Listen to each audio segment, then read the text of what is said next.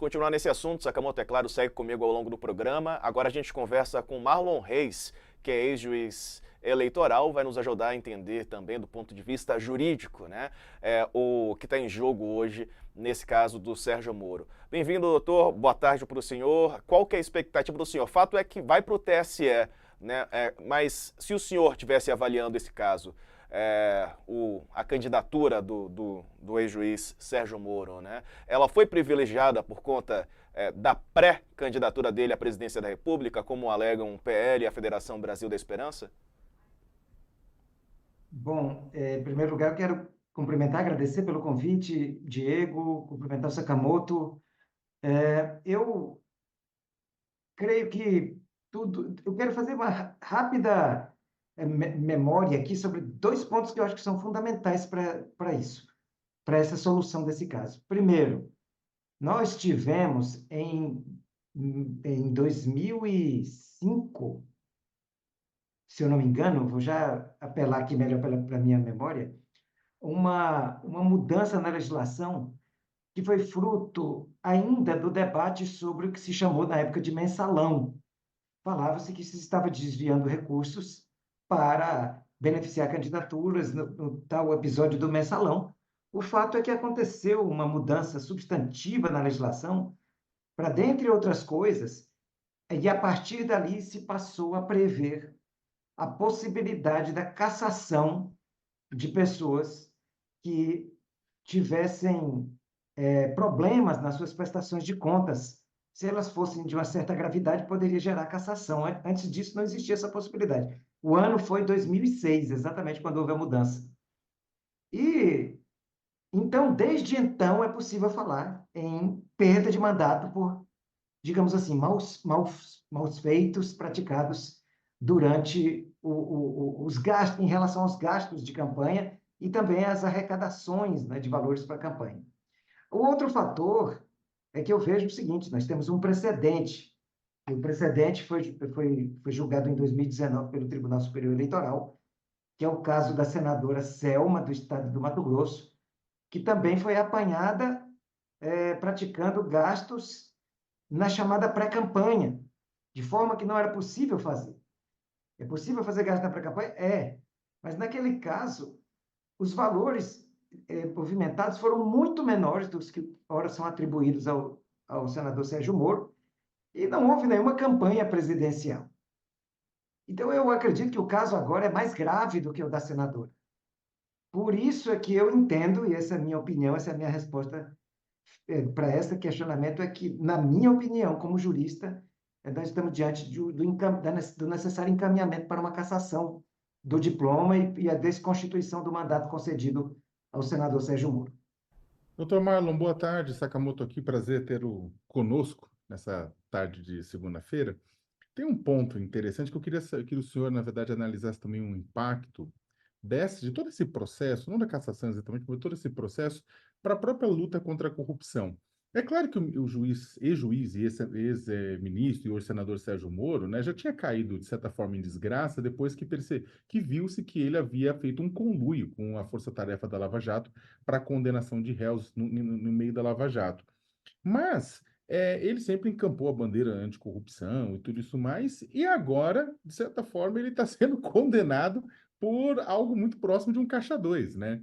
Ou seja, de verbas não declaradas em campanha, que é, como o senhor mesmo colocou, lembra do mensalão, é a gênese do mensalão isso, né? Então, e uma série de outros problemas, ou seja, essa coisa de não dar transparência. E ele, nas respostas sobre isso, ele ou fala que não aconteceu, isso acaba se colocando acima disso, né? Qual que é o impacto? E isso gera um impacto negativo para o combate à corrupção, ou seja, uma das pessoas que mais se tornou proeminente por conta disso, adotar exatamente os mesmos métodos? Isso foi muito oportuno porque esse debate ele é um debate que já vem de muitos anos, mas que infelizmente ganhou tintas, né, de extremistas de direita nos últimos anos.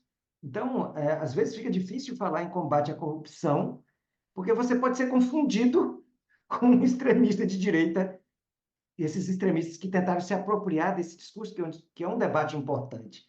o Uhum. debate sobre integridade, mas que envolve não soluções antidemocráticas, como retirar mandatos, proibir candidaturas usando de mecanismos ilícitos, como foi o caso, mas que a gente sempre tratou desse tema da integridade como com participação popular, transparência, são as vias, né, de construir a integridade pública que é preconizada pela própria Constituição.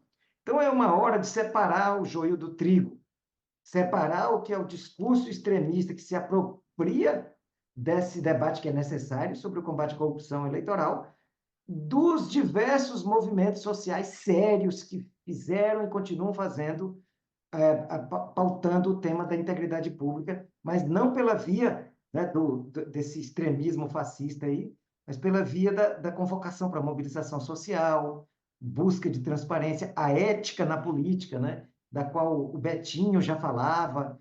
Muitos movimentos importantes surgiram em torno disso. Eu próprio participo e participei de muitos deles, como o caso da Lei da Ficha Limpa, e muitas vezes nós nos chocamos com uma certa confusão, e nós fazíamos questão de dizer assim, olha, não temos nada a ver com isso.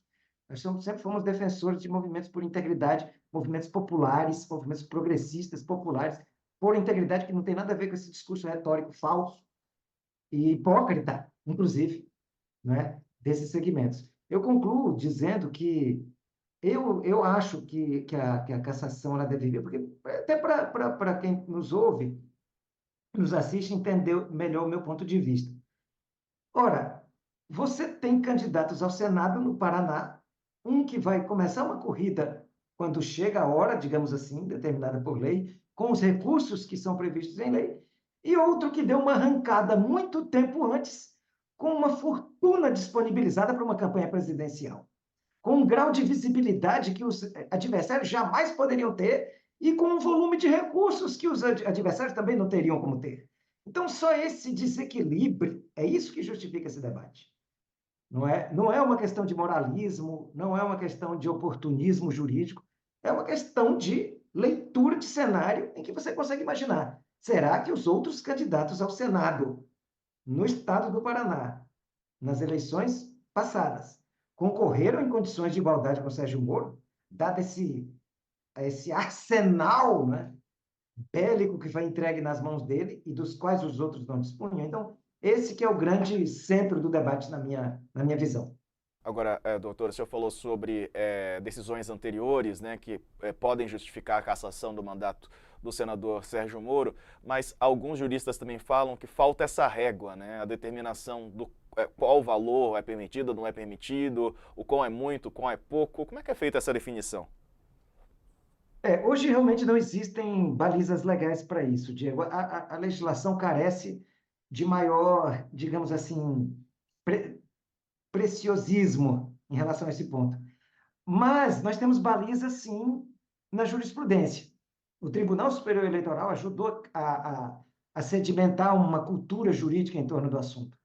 É óbvio que se esses valores são pequenos, à luz do senso comum, à luz da visão mais imediata, são valores que não irão desequilibrar o pleito. Lembre-se do que eu falei há pouco, né? Quando você está trabalhando com a ideia de que alguém possa ter mecanismos na mão capazes de desequilibrar as chances na disputa. Essa é a chave reflexiva. Então, os magistrados do Paraná têm, na jurisprudência do TSE, essa chave, como eu menciono, a chave reflexiva.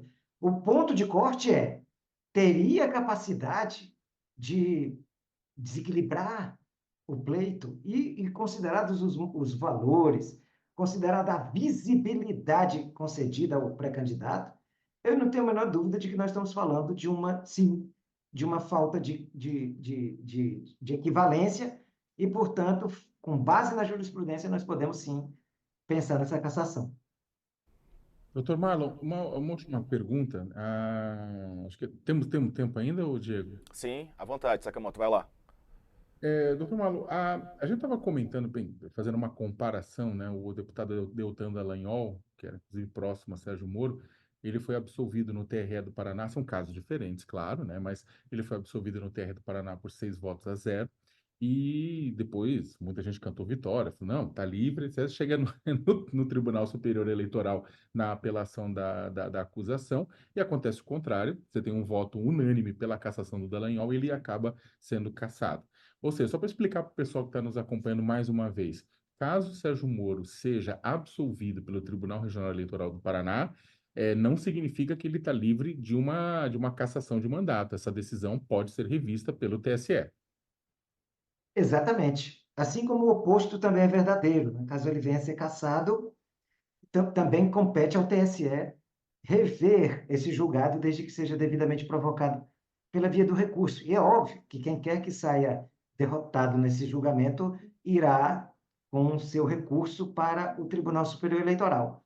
Então, é realmente digamos que é um jogo, para fazer uma comparação aqui, uma metáfora, é um jogo como uma partida de futebol com dois tempos. E o que vai acontecer, está acontecendo agora no Paraná, é apenas o primeiro tempo dessa partida. Depois competirá o Tribunal Superior Eleitoral emitir seu pronunciamento. Aliás, ao fim e ao cabo, pode até haver uma prorrogação no Supremo, dependendo das teses que sejam levantadas, né? Mas, em regra, debate sobre questões eleitorais termina no TSE. É muito raro que o Supremo Tribunal Federal reforme julgados do Tribunal Superior Eleitoral, especialmente no que se refere a cassações de mandatos. Perfeito. Doutor Marlon Reis, obrigado pela participação aqui conosco, viu? Um abraço, boa semana. Eu que agradeço, Diego, Sakamoto, um abraço a todos e todas. Valeu. Obrigado, doutor Marlon. Ô, Sakamoto,